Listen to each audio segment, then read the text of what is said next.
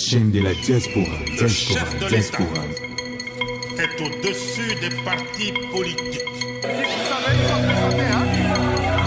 Sont en train de faire.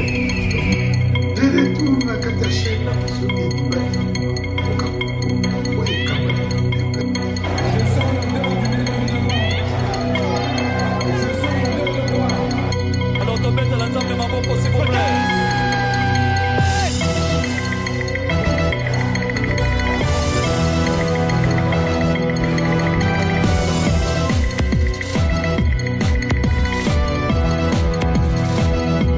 Bonne nouvelle na bana ya Europe mobimba ezali pona koyebisa bino ete tozali na veillée ya délivrance le 27 décembre 2025 ezali na kati ya Paris tokobanda na 23h tina 6h du matin mokolo wana tokosambela pona moto moko na moko tina moto asuka mokolo wana biso na bademo bitumba titokoma na 6h esi tolongi bango bato bayaki na veillée passé bato AVC batiki babeki bana ya autiste bakomi koloba bato sans papier bazwi mikanda bato ba maladie esilaki bato ya blocage babikaki bino moko botala ba témoignage.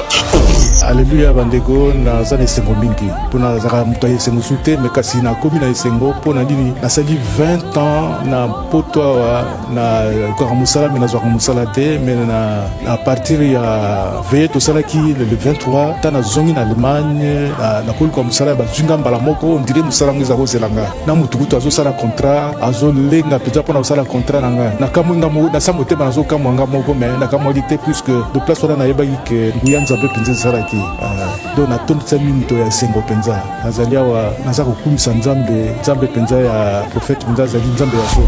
Bien-aimé de Dieu, je viens remercier mon Dieu pour tout ce qu'il a fait dans ma vie et dans la vie de ma mère. Et il y a un moment, on avait déclaré ma maman qu'elle était diabétique et puis elle avait l'hypertension. Et après, on a fait le bilan, donc elle était suivie par le médecin tous les 4 mois. Et à la fin, on est parti, elle a fait un bilan, un bilan total. Donc ils ont vu qu'il n'y avait plus de diabète, donc le taux était normal et la tension elle était aussi normale. Donc le médecin il a dit au lieu que je vois votre maman tous les 4 mois, maintenant je vais la voir presque une fois par an. Voilà, c'est pour cela que je viens témoigner la grandeur de Dieu et en plus je vais dire que ma mère elle est toujours dans la prière, elle est toujours fidèle à Hosanna. Donc c'est pour cela que je viens remercier la grandeur de Dieu Tout-Puissant. Amen.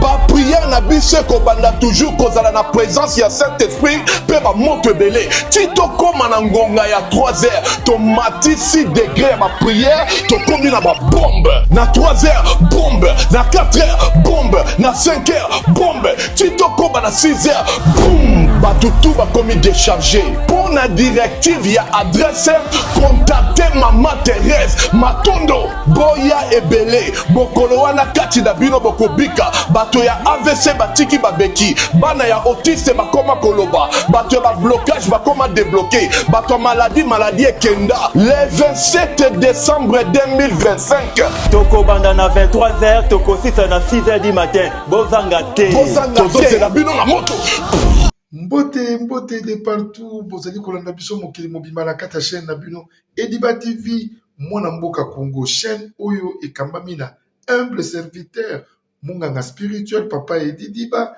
likambo na moto te lelo mokolo ya le 22 décembre 2025 tozopusana déjà vers fin de l'année mpona koesouhaite bato nyonso nde tolobaka biso bachrétien tosouhaitanaka ba joyeux anniversaire ba merry christmas ba bonne année ba nouvel an donc tout wana. Alors, na kati Ediba TV, kamami na humble serviteur munganga spirituel, papa Edi Diba, na kati émission to bengi le marteau sur la table. Lelo to yelibino moko ya ba message o to sa kolobela mingi makambo sa koleka na este ya mboka na biso. Na lobaka na bino nazalaka 100 parti pris ngai papa Edi Diba. Nazalaka 100 parti pris, nazalaka te kiono kuna la ngambo eza koleka boye ngala kendaki bo non surtout ali ba journaliste il y a investigation tout le bagage, rien que la vérité sur la vérité.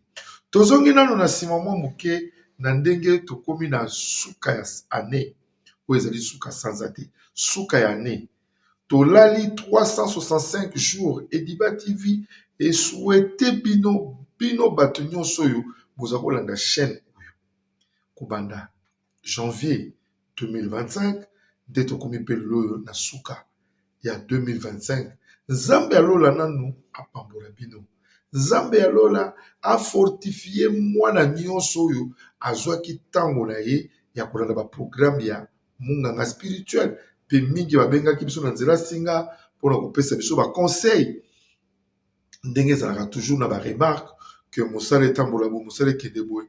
Alors comme tosi tokomi na badimension déjà ya kozala baprofessionnel, alors toza toujours na bacoup de fleur ya bien bacoup de chapeau oyo bato babengaki biso ke non en tout cas mosala eza kotambola malamu ndeko papa edi munganga spirituel.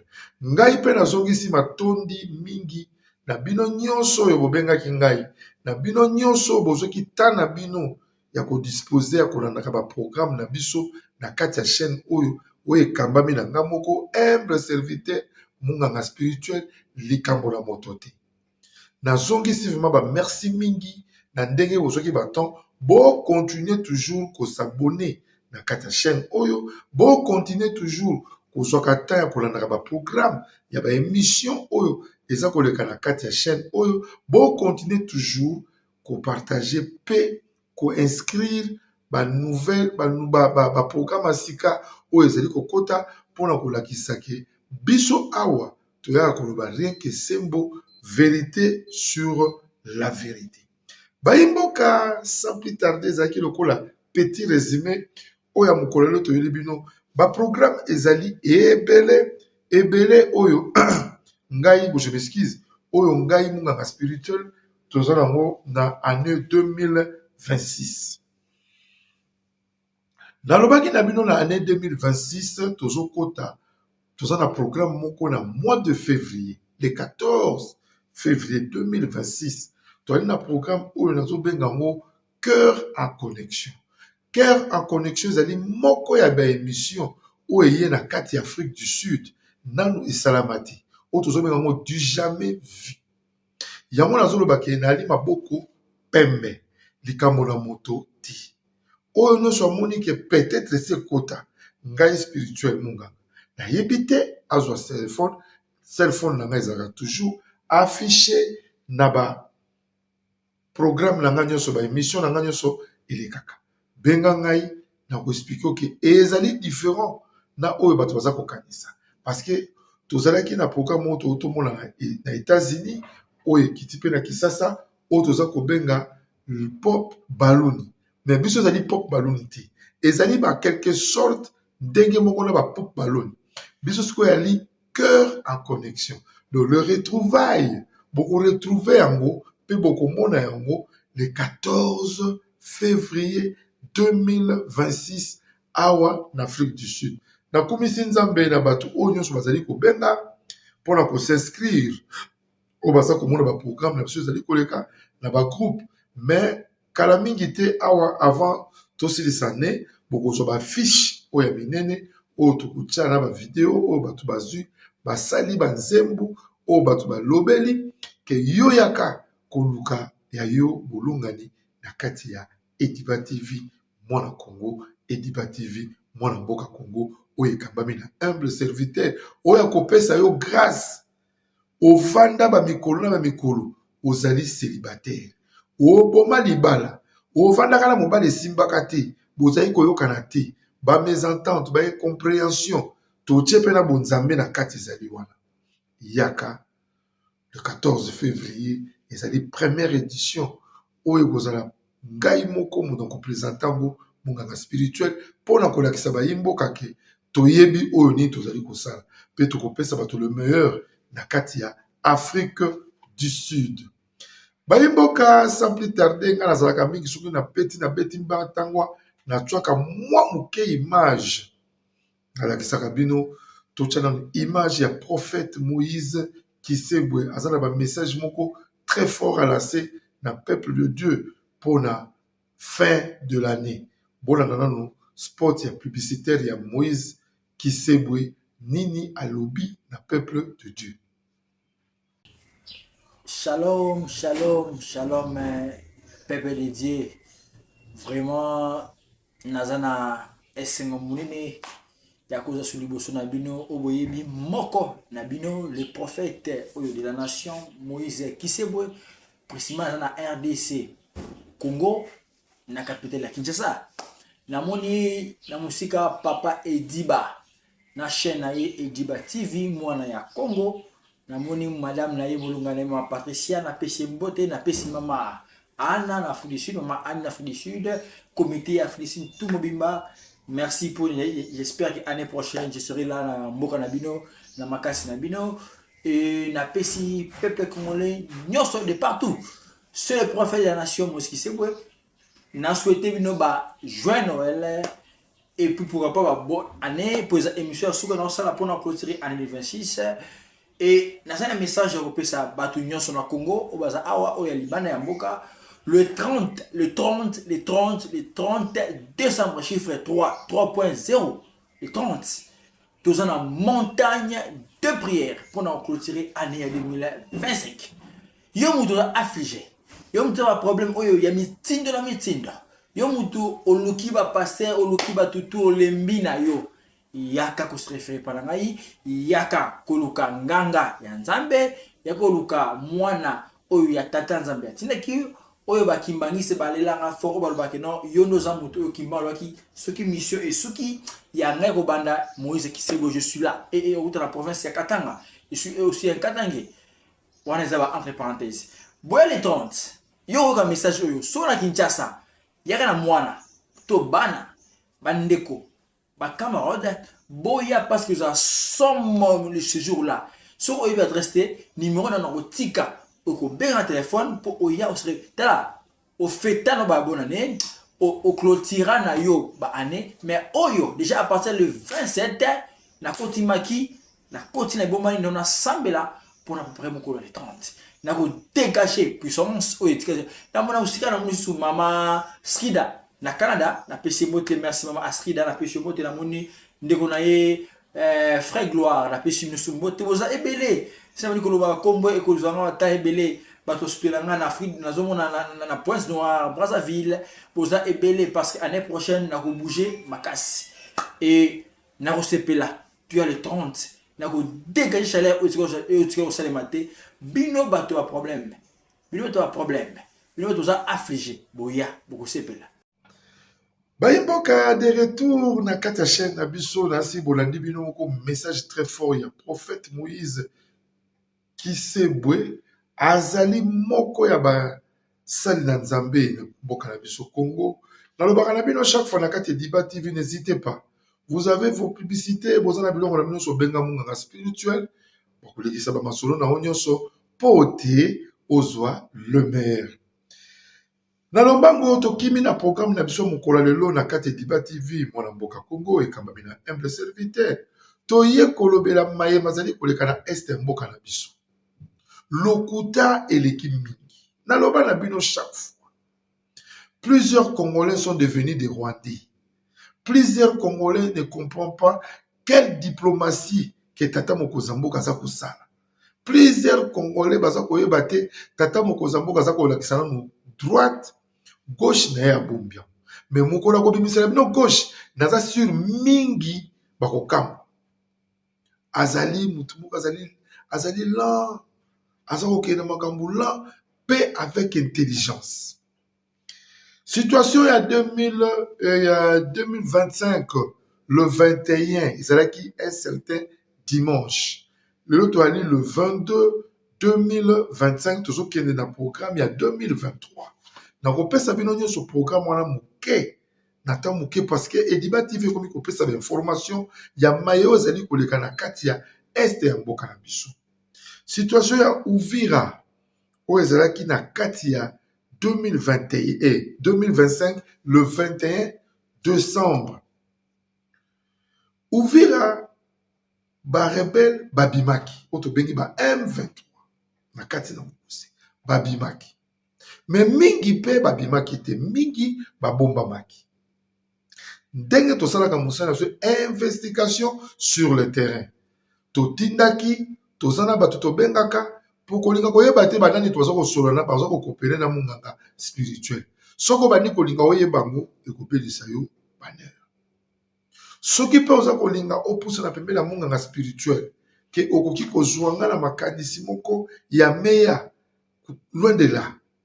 Ngala loba na bino ke na sepela na vision ya tata mokonzi ya mboka. Nde esala ngai nazala na fierité nango ya kolobaka mai oyo tata mokonzi ya mboka asalaka.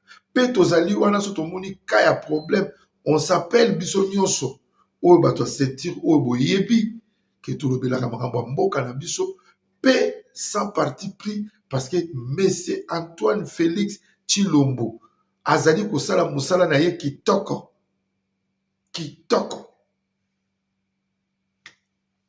Situation le 21, ba M23 bazalaki. Situation où il y a le 22, ba M23 ba kangi bango. Ba oyo ba longola ki Sokoto. Ba kendaki ko bomba na kati ya population. Ba kangi bango. Pour le même population de bimisi bango. Pour livrer bango. Ke ba wazalendo na ba FARDC ba récupérer bango. Congolais tika kocha mato yipa mutu aza kopeso information ya yuku o ezata na mutu na makoloti. Landaka Ediba TV ezana ba chaîne o eza kopesa ba information réelle. Moi je ne suis pas ennemi à battre. Dans le bakaneti Kalonji TV, Monsieur Mubenga, Zakari Bababaswe, bazali koloba makambo ezali komona bazali ebele tozali ebele. Bazali koloba makambo ezali komona na ke na ndenge musali ezali kotambola na mboka na biso. À quoi seul ngana ke kozana parti pris ya mutu. Exemple, j'avais vu une vidéo mutu akoloba ke d'ici là tata mokonzi ya mboka manda na ye kosila. Musu akoloba ke tata mokonzi ya mboka ateki mboka pas les Américains. C'est pitié.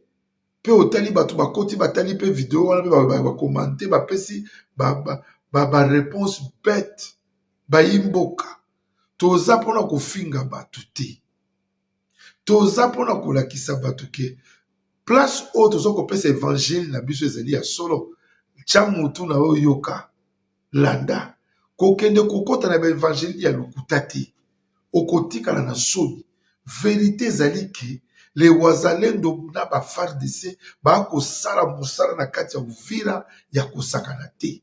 Oyo na ba image na kotindela bino na mokwa lelo, vous allez voir que bakangi même ba M23 oyo bazalaki infiltré. Est-ce que vous savez que le Rwandais na no bango moko bakota pa na biso après près combien de temps, pe combien d'années o bazalaki infiltré. Talala no bavandi na pouvoir na bango ya Joseph Kabila. Joseph Kabila, ce n'est pas lui qui dirigeait le Congo. C'était Kagame. C'était Kagame parce que tout ça n'a pas histoire, il y a belé. Mais il y a un peu de l'éloti. Bakangi, quelques M23, ba infiltré au Batikaraki. Dans la situation, il y a l'élo.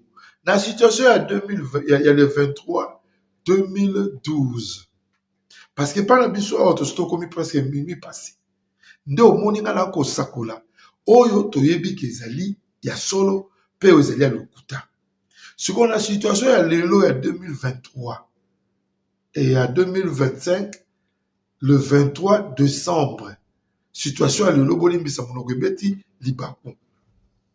Ezali ke tout Uvira les wazalendo et les FARDC nde bakangi na minute oyo. Botikani kosala banalise oyo ekopesa na bino mutu pasi. Mboka na biso ekotikalaka jamais kokabwama. Batu wana ba yuku bananga, ba Kabila, ba Moïse Katumbi, baza ebele na ba infiltré na bango baza na kati ya mboka Kinshasa. Ne vous crois pas que non, tata mokonzi mboka kopesa bino chance pour bozwa ebonga. Bolongo na makanisi. Bolongo na ba idée boza kopesa na kati ya batu. O d'ici là Tshisekedi komi na suka, yondo komi na suka. Voilà situation na pesibino ezali situation ya lelo le 23 décembre 2025. Bona na siko ba panique o esalamaki na Rwanda le 21 dimanche. Tous un spot publicitaire ya mama Sheila Mwanda et bongo tozonga na mozindo ya masolo na biso oyo ngai munganga spirituel na kati ya le marteau sur la table na memela kibino na barake awa ezalaka rien que la vérité sur la vérité. Tozwa mama Sheila Mwanda et bongo tokende na lombangu na ba oyo na bomela kibino na mokwa lelo.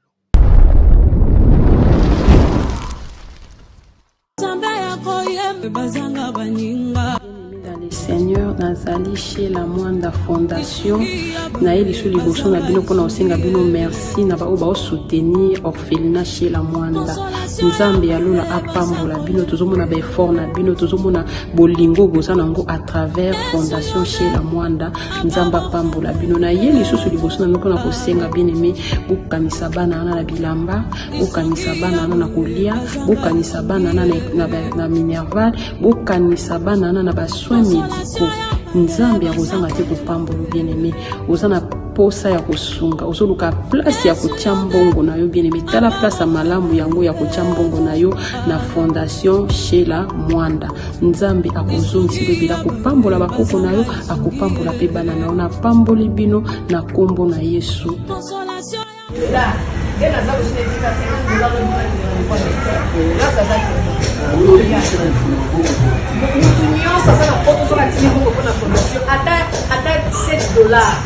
Asinga angote on dirait ba $17 ça la bala moko transfert na compte na yo bien aimé bola mo futa ko sali sa e futa lelo naza donc nazo ebisa bino na kolo ko kamisa na wate mais na ye sa kanza beke za ba ete ba kiko sala bola lelo lobi e o taba yo atemonya ngoti na télévision alors il y a pas de lelo ko na moko na ba pesa nga musala ya ipana bango ba beta ye adini ba bena na ndaki na lena o sala e konza balobi esa mo na ko sala musala lelo na zote ni ba grâce de Dieu lelo na ko mutu kana ko toko na mutu ya bonga famia papa na ngate ya mama na ngate ya mobali na ngate ya nzamba sala ngate consolation ya Baimboka de retour na kati ya chaîne na bino Diba TV kama bina humble serviteur munganga spirituel likambo na moto ti naloba na bino kala biso toali ya bino toyaka kopesa bino nde ba information lelo yo ndenge mboka na biso ezali kotambola soki tata mokonzi ya mboka asepeli ke azwa moto lokola ndeko Eliezer azalaki journaliste lokola biso akomi ministre parce que dans ses capacités tout ça kokende malem azwa ndeko lokola Kalonji TV mubenga akomisa bango soit ba ministre ou bien apesi bango ba titre moko ya mboka ekoderange nani tata mokonzi ya mboka akoki mpe kozwa munganga spirituel Diba TV na prometaki bino 2028 tozala na se. Je sais où là je nazo okende nayebi o wapi nazali konyata nayebi pa inini o na kokuta na pela tata mokonzi ya mboka pona solo na ye pe boy mbunzu na mbunzu nayebisa ye projet oyo nga pe naza nango oyo nga na continue kokokoma pona mboka na biso Congo et puis précisément ville ya Kinshasa yo monyo ngoma be poil faites des démarches dans ndenge na yo. Alors, si j'ai ton côté de l'Ouest, avion oyo esalaki panique na kati ya Kigali. Panique, quand je dis panique. Ezalaki avion américain moko elekaki à partir à 15 heures. Précis, hein? Na pesi na ba heure. Esalaki panique etindi Kagame asala na réunion. Bozwa image. Kagame akoti réunion. Bozwa image aussi. Mais c'est Isaac, balancez sur l'image Joana ya Kagame à côté de la réunion, air avion américain et les kaki. Et puis le même avion qui a la panique, terreur, scandale na kati ya Goma. Le même 21. Pour la voula qui c'est que Monguna et Painayo isate. ngaba biloko mosusu bato baza koloba tata mokonzi ya mboka afingi baofficier wana ezali distraction akofinga bango mpona nini? Quand il dit que j'ai trouvé une armée de clochards, et ça fingi bango. Et c'est qui armée à clochards, bazalaki na esika te, apesi bango forme, a fingi bango te. Nalobaka na bino bien que français ya tata mokonzi ya mboka et kosala ba congolais belé mutu pasi. Baza ko interpréter na ndenge na bango, même na nanga, pour voir le capable ça. Monte kopela wapi. Et pas imboko qui me vandi. Et pas imboko basi bacheli yango loboko. Et pas imboka o na bokozi o evandi ezali ya nzambe. Vous allez attendre jusqu'au si tata mokonzi mboka ko vieillir kaka wana. Biso to pesi susu 1000 ans. Un avion américain panique action à Kigali. C'était scandale. C'était le dimanche 21 2000. C'était dimanche 21 décembre 2025. Là, c'était l'avion. Alors, le lot, bakangi ba wazalendo na kati ya Uvira. Bao ba se camouflaki. Bao ba se infiltraki. Bakangi bango le lot. Toza kokoba. Toza kokoba, pe toko kende ko chite na suka. Il y a une mission na biso na mukolo ya lelo de na bisaka bino ke abonnez-vous massivement à la chaîne Oyo et Diba TV quand même la humble serviteur munganga spirituel papa Edi Diba likamona motote bo s'abonner pour te boper sa force pandeko na bino mwana Congo l'avenir ya lobby pour te bozora toujours le meilleur mais ba vraie information ya source Uvira libéré depuis hier. Quand je vous dis que Uvira a délibéré depuis hier, c'est-à-dire quoi? Le 21, le 22, le 23. C'est-à-dire que na musala opérationnel oyo, ba élément la biso ba sali ba wazalendo, ba FARDC, tozu suko kimia parce que même population, ils étaient derrière les wazalendo pour chasser les infiltrés oyo batikaraki. Congola kozongo ako interprétango Congo Rwando ba congolais o baza ba Rwandais de ba congolais o balingi Museveni ba congolais balingi Kagame botala niveau base pele tozana bango na ba Facebook tozana bango na ba TikTok tozana bango partout tala niveau et puis ils ont de l'argent ils ont à Rwanda bazo pesa ba pour venir distraire les gens mais yoku tozana ozata na lelo côté ba pesa ko pelarte ozora perie mokoti kana rythme na bango ti lelo nanga loba le 30 juin akoya to fête na aya te pour ni bokota kana ba jena sans esprit Uvira libéré depuis hier aujourd'hui c'est le 23 Museveni a été toujours un grand traître pour le Congo démocratique d'accueillir Museveni. Peur à Kigali. Kagame convoque le congrès du RPF.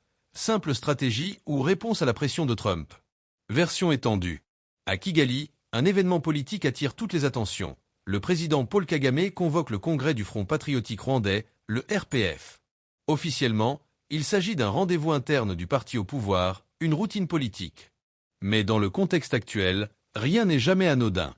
Une question se pose avec insistance. Y a-t-il une forme de nervosité au sommet de l'État rwandais ? Et surtout, cette initiative est-elle liée aux nouvelles pressions venues de Washington, désormais dirigées par Donald Trump? Depuis plusieurs mois, le Rwanda est au centre d'accusations lourdes sur la scène internationale.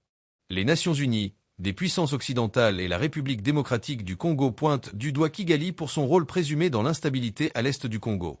Le discours diplomatique se durcit, les mots deviennent plus directs, et l'idée de sanctions n'est plus seulement évoquée à voix basse.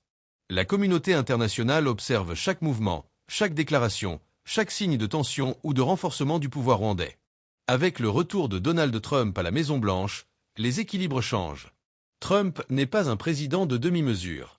Il privilégie la pression directe, les rapports de force et une diplomatie transactionnelle. Pour Kigali, cela signifie une incertitude stratégique inédite. Le Rwanda, longtemps perçu comme un partenaire discipliné et efficace par l'Occident, pourrait désormais être jugée avec une froideur nouvelle. Chaque décision, chaque initiative est désormais scrutée sous un angle géopolitique. Les alliances historiques, les accords bilatéraux et les partenariats économiques sont tous réévalués. Dans ce contexte, la convocation du congrès du RPF prend une autre dimension. Le RPF n'est pas un parti comme les autres. C'est l'ossature du pouvoir rwandais, le cœur idéologique et politique du régime. Quand Kagame réunit le RPF, ce n'est pas seulement pour discuter d'agenda électoral.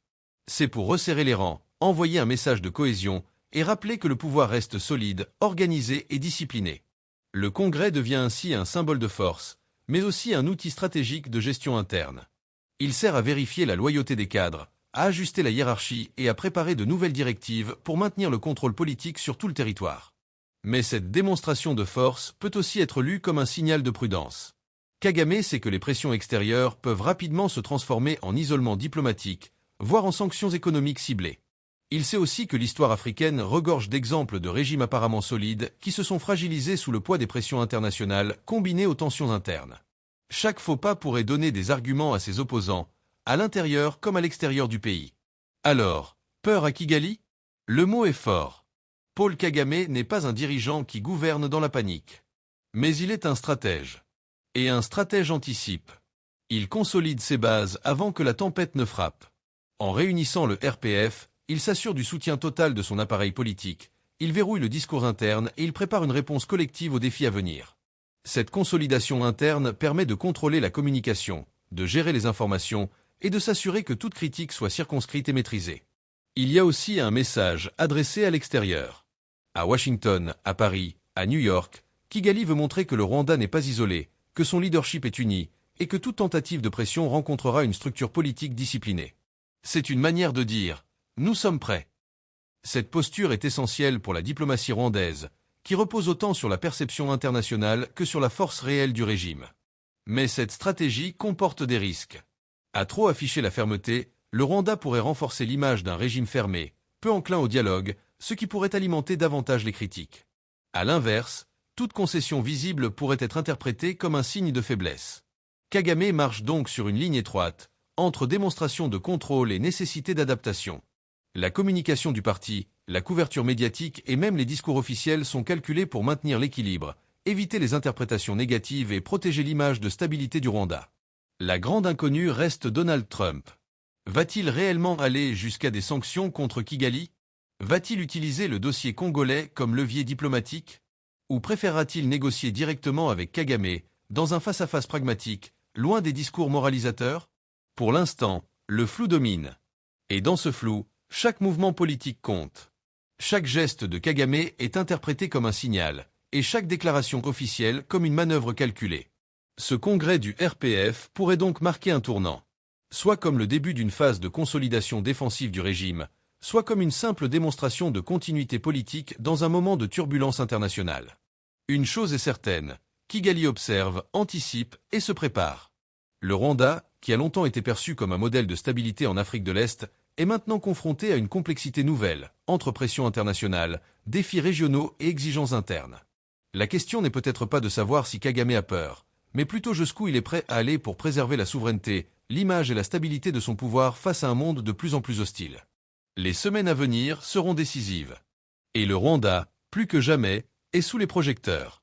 Les décisions prises lors de ce congrès pourraient définir non seulement l'avenir du RPF, mais aussi la position stratégique du Rwanda sur la scène internationale pour les années à venir. Kigali sait que le monde observe, que Trump regarde, que la RDC analyse, que l'Afrique entière scrute chaque mouvement. Et dans ce contexte, le congrès du RPF n'est pas qu'un événement interne, c'est une déclaration politique et stratégique. Kagame a toujours été un maître dans l'art de transformer les défis en opportunités. Mais cette fois, les enjeux sont plus élevés, les regards plus attentifs et la marge de manœuvre plus étroite. Ce congrès pourrait être le moment où le Rwanda réaffirme sa résilience, ou révèle ses vulnérabilités. Museveni a été toujours un grand traître pour le Congo démocratique. Museveni a kotikalaka kolika mboka oyo te parce que bango bamiel na bango nyonso bazwa na Congo. Bambongo na bango nyonso. Moi on a des camarades, des amis ougandais ici, hein. Ils disent ça. C'est malheureux avec ce vieux-là. C'est malheureux. Le pouvoir, souvent, le rend bête. Moi, là, je vous dis franchement, les pouvoirs, souvent, ils ont rendre bango ridicule. À sa combien mokolo, kota molani na ba difficulté, ko changer makila et tout. Wana ba Ugandi, oyo ngana salaka na ba. Ba imboka, totika distraction. Tozana mboka kitoko. Tozwa to lingana na lopoto sala Congo na biso, ezala un Congo de meilleur.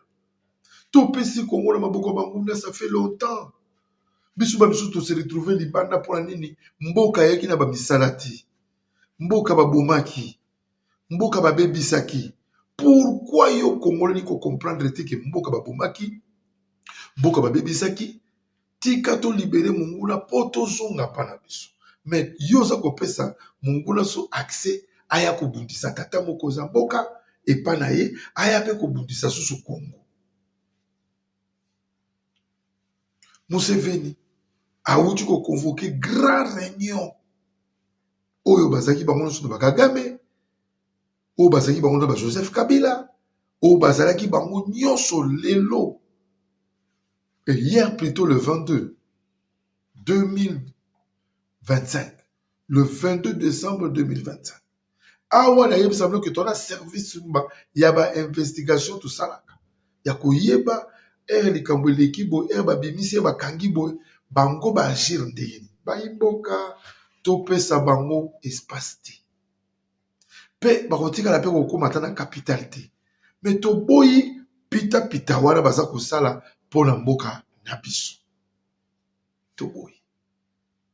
Baimboka ezali ba message moko très fort na ko lancer na baimboka na mukola lelo na kati dibati ve kamba na humble serviteur, abonnez-vous massivement na kati chaîne oyo, partagez mission pote boko kozoba le maire. Nasi baimboka bala nganga na bokebi pe na bonya na yaka pona kufika te na yaka ne pona kolakisa.